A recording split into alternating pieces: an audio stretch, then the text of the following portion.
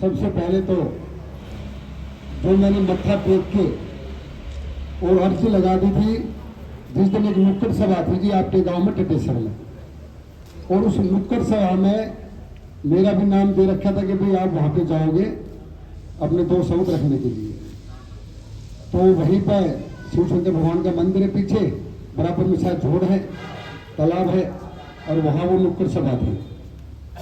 तो मैं बोल रहा था, कुछ मातृ शक्ति पीछे खड़ी थी, तो मातृ शक्ति आई और मैं तो बोली भाई बेटे एक बार मत्था मंदिर में बैठेगा, तेरी मनोकामना पूरी हो जाएगी।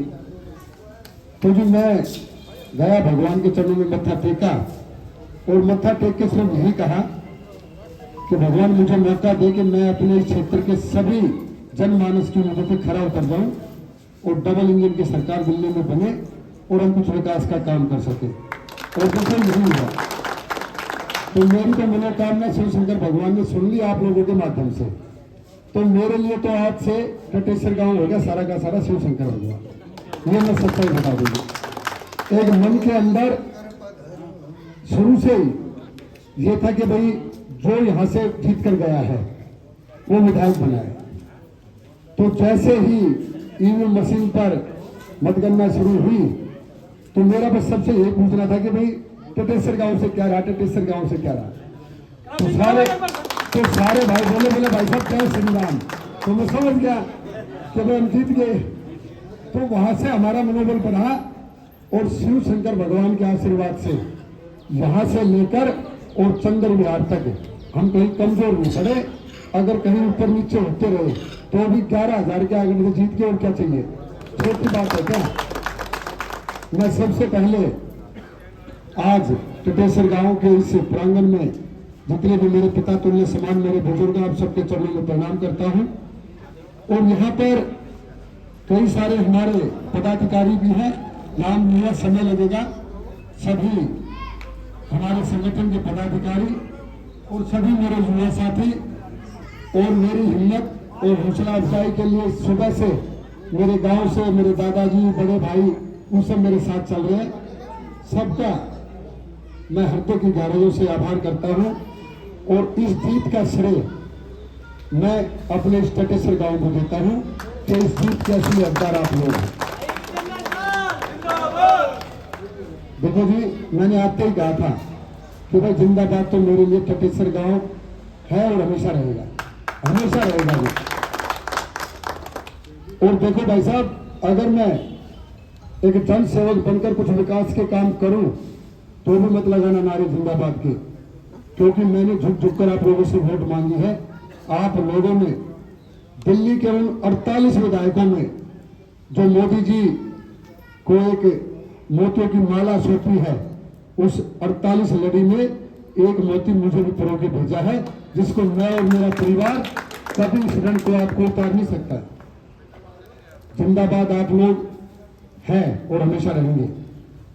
लेकिन अब आपकी ड्यूटी होगी पूरी, अब जिम्मेवारी बढ़ेगी मेरी। एक बार शपथ लेने दो 16-17 तारीख को, उसके बाद हर गांव में अफसर यूं धरती में बैठे होंगे और मेरे गांव के बुजुर्ग यहां बैठे होंगे और जो भी समस्या होंगी आमने सामने बैठ के बात होगी।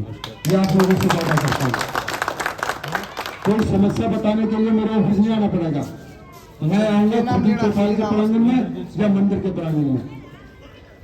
और आप लोगों ने मोदी जी को इतना मजबूत कर दिया, आज वो गदगद होंगे कि मेरी दिल्ली को संवारने के लिए मुझे मेरे दिल्ली वासियों ने मेरी बात को स्वीकार किया। द्वारका के उस प्रांगण में उस जनसभा में उन्होंने कहा कि मैं दिल्ली को समय देना चाहता हूं, मैं दिल्ली के लिए कुछ करना चाहता हूं, लेकिन एक बार मुझे मौका दे दो। और दिल्ली के जनमानस ने उनकी इस बात को स्वीकार किया और मोदी जी के विकास की गारंटी को सुनिश्चित करके अब बारी है हम जन सेवकों की। क्योंकि आपने विधायक भी भाजपा का, सांसद भी भाजपा का और केंद्र सरकार ने उसे पूछा ही जी। और जो मेरी अंकल जी कह रहे थे कि भाई अप्रैल में या बीमारी बन जाएगी, एमसीडी में मोर भी मारा होगा, तो वो क्या रहेगा। तो देखो, आज मैं आया था आप लोगों का धन्यवाद करने के लिए और धन्यवाद खाली ये नहीं कि मैं धन्यवाद करके चला गया, मेरी ड्यूटी पूरी होगी ना, ड्यूटी तो शुरू होगी। आप लोगों ने मुझे एक ऐसी नौकरी पर स्थापित कर दिया जिस नौकरी का मेहनताना मैं 5 साल के बाद शायद फिर मांगने आऊं, और मुझे यकीन है कि मैं इतनी मजबूती से काम करूंगा कि आप मुझे फिर वो मेहनताना लौटाओगे, ये भी मैं वादा करता हूं।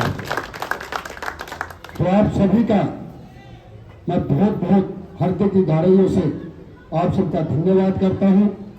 इस टटेसर गांव का हमेशा आभारी रहूंगा, ऋणी रहूंगा, कि जो मेरे मन के अंदर बार बार एक बात थी कि बस मैं टटेसर से जीत जाऊं। जसवीर ने भी ये बात कही थी, मैंने उसकी एक सफेद सुनी थी कि इस गांव का एक ऐतिहासिक वो है कि जो यहां से जीता है। आप लोगों ने जसवीर को नहीं हराया, आप लोगों ने भ्रष्टाचारी केजरीवाल की नीतियों को हराया है, जिसने दिल्ली को बर्बाद कर दिया। जसवीर भी हमारा ही है, वो भी उनका विधानसभा के परिवार का हिस्सा है, लेकिन उनकी नीतियां गलत थी, उनकी सोच गलत थी। इनका पहला विधायक सुखबीर दलाल भी ये कहता रहा कि आम आदमी पार्टी मेरे इस ग्रामीण क्षेत्र को दरकिनार करती है, यहां के लिए बजट नहीं देती। उसके बावजूद भी एक मौका और दिया धर्मपाल को, और धर्मपाल का आपने लाइव इंटरव्यू देखा होगा, उसने भी यही बात कही कि मेरे ग्रामीण क्षेत्र के लिए बजट नहीं होता केजरीवाल। तो इस बार मेरे बुजुर्गों ने, मातृ शक्ति ने ठान लिया कि जब बजट ना देता तो इसकी ऐसी तैसी तरीके ने बाहर निकाल के फेंको, और हम तो मोदी जी के संग हैं।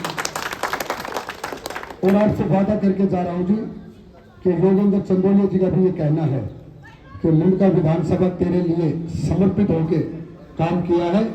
बेटे गजेंद्र, जो हो सके इस मुंडका विधानसभा के लिए करना, हर समस्या का समाधान करना और इन लोगों का मान सम्मान करना।